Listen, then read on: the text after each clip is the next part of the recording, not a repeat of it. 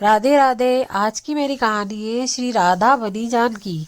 आज ब्रज में बहुत बड़ा उत्सव सा हो रहा। जहाँ देखो तहाँ ब्रजवासी गीत गाने में मगन है। सब अपने अपने घरों में मिठाई बना मंदिरों में भोग लगा रहे हैं। जहाँ देखो तहाँ ब्रजवासी अच्छे अच्छे वस्त्र पहनकर नाच रहे हैं। ब्रज में तो उत्सव है, परंतु कन्हैया को कुछ समझ नहीं आता। अपनी मैया से जा पूछते हैं, मैया जी ब्रज में का हो रहे हो, काहे को उत्सव है यह। मैया लाला पर वारी जाती और बोलती है, लाला तू अब बड़ो हो गयो है, हर वर्ष तुम्हें नाय मालूम कैसो उत्सव है। मैया लाल के मुख पर स्नेह भरी चपत लगाती हुई बोली, अरे लाला, आज जानकी जी को जन्म है। श्री रामचंद्र की शक्ति सीता माता का नाम सुन कन्हैया बोले, मैया अब समझ आयो, यह वो ही है ना जिसको दुष्ट रावण ले गयो थो और राम जी ने उसे मार दिया था। मैया बोली, हाँ हाँ वही।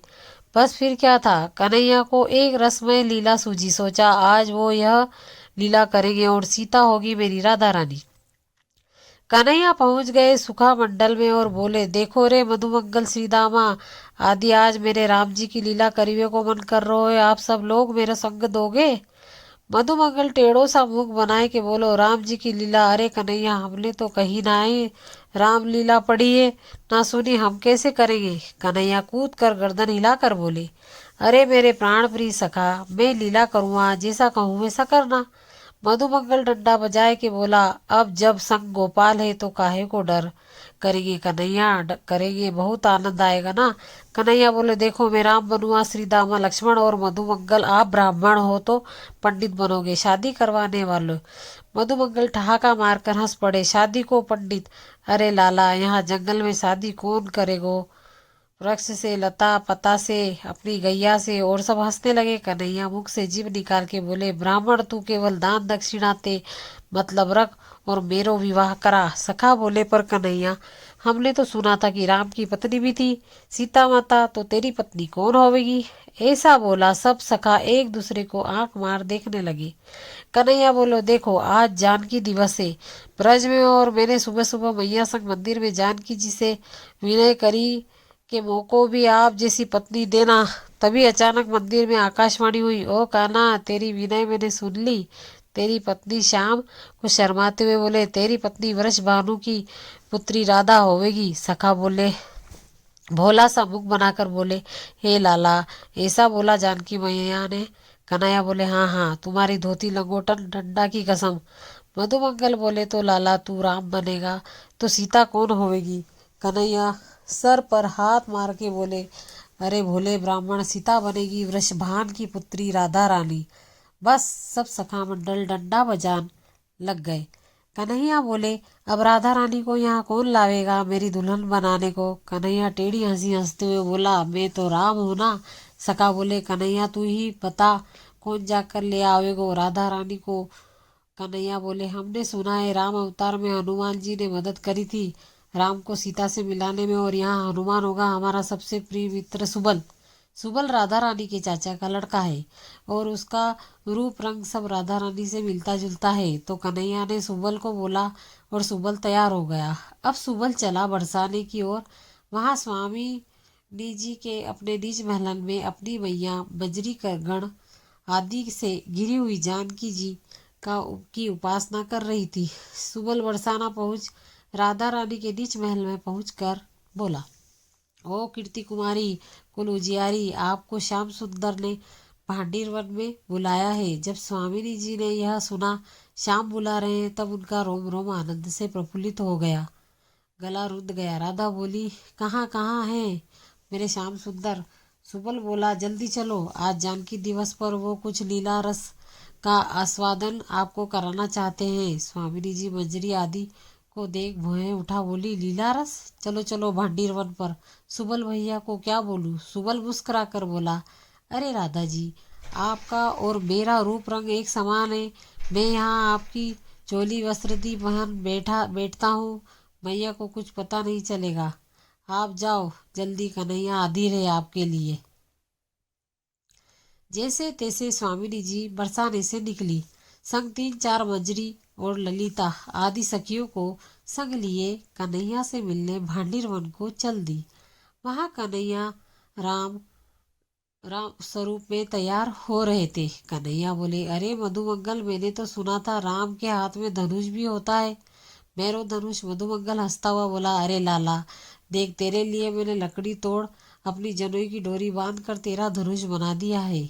स्वामिनी लीला रस को देखने को उत्सव हो रही थी। रास्ते में कभी सखी से पूछती, सखी क्या लीला कर रहे होगा मेरा गोपाल। फिर मंजरी ने अपनी भुएं चढ़ा बोलती है, सब लीला आवे है मेरे शाम को। कभी अधीर हुए बोलती है, सखी आज यह रास्ता लंबा कैसा लग रहे हो, मोए शाम से मिलन को है, कोई छोटा कर दो इस रास्ते को। मंजरिया स्वामिनी जी के आगे आगे चल कांटे पत्थर आदि चुनती हुई जा रही है और उन्हें तसल्ली भी देती है कि आ गए स्वामिनी जी, बस आ गए, पहुंच गए। देखो देखो, आवाज़ सुनाई दे रही है शाम की। स्वामिनी जी कहती है, अरे किंकरी, जे रास्ते खत्म नहीं हाँ रहो, वो मेरी बाट देख रहे होगो, लीला कैसे करेगा मेरे बिन। किंकरी तू कुछ कर।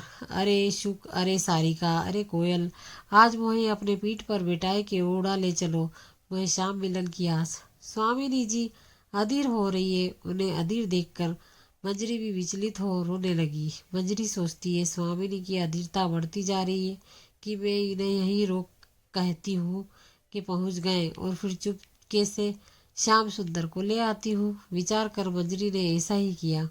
मंजरी पहुंच श्याम सुंदर के पास। वहाँ श्याम सुंदर रामचंद्र बन चुके थे। मधुमंगल ब्राह्मण पंडित के वेश में था। श्याम सुंदर मंजरी के मुख को देख समझ गए कि स्वामिनी अधीर है। श्याम सुंदर बिना कुछ विचारे मंजरी की ओर दौड़ते हुए बोले, कहाँ है, ले चल मोहे। मंजरी के आगे और श्याम सुंदर मंजरी के पीछे पुकारते हुए दौड़ रहे थे, कहाँ है मेरी स्वामिनी। ऐसा लगा जैसे त्रेता युग में राम दौड़ रहे हैं वनवास में सीता से मिलने के लिए। ऐसा लगता है मानो त्रेता युग में जैसे राम आदिर हुए सीता के मिलन के लिए, जब वो रावण की लंका में थी। मंजरी आगे आगे, श्याम सुंदर उनके पीछे पीछे, सखा मंडल उनके पीछे और ब्रज के सारे पशु पक्षी भी उनके पीछे दौड़ रहे हैं। जैसे त्रेता युग में वानरों ने राम सीता के मिलन की सुंदर लीला के रस का आस्वादन किया था, वैसे ही उसी रसास्वादन के लिए यह सब भी दौड़ रहे हैं। सारा ब्रज आनंद में मगन है। पशु पक्षी में मुख से मधुर गीत गा रहे हैं, सीताराम राधे श्याम, सीताराम राधे श्याम। जैसे तैसे मंजरी वहां पहुंची।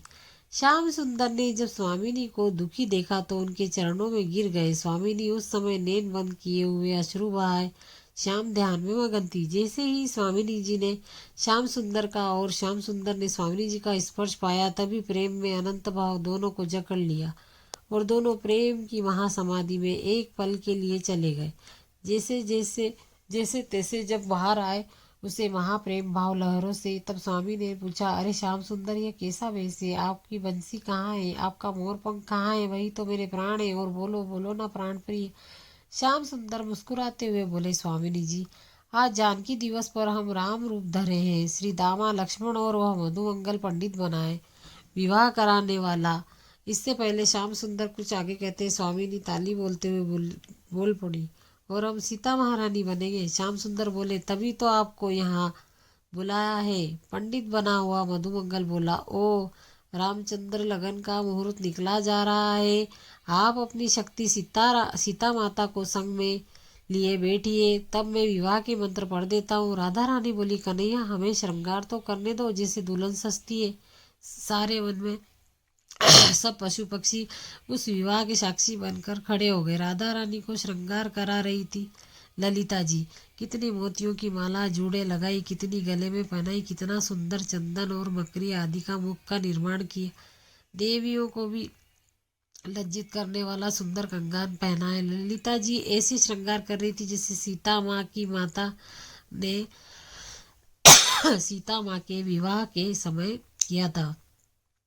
अब सीता माँ तैयार थी और वहां राम तो कब से तैयार थे। दोनों के बीच में बैठ गए। ललिता जी ने अग्नि प्रज्वलित की।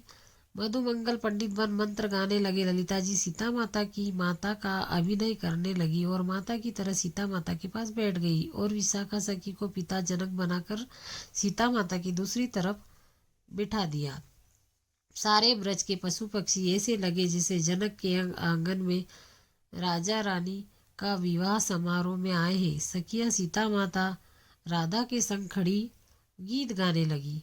मधुमंगल में जनक जी विशाखा सखी ने कहा, महाराज आप अब अपनी पुत्री का हाथ रामचंद्र हाथ में दे दे, कन्यादान करें। महाराज जनक ने कन्यादान कर विवाह की रस्म को पूरा किया।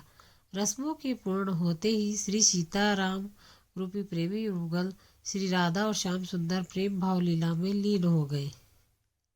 जय श्री राधे राधे। मेरी कहानी पसंद आई हो तो लाइक कमेंट करें।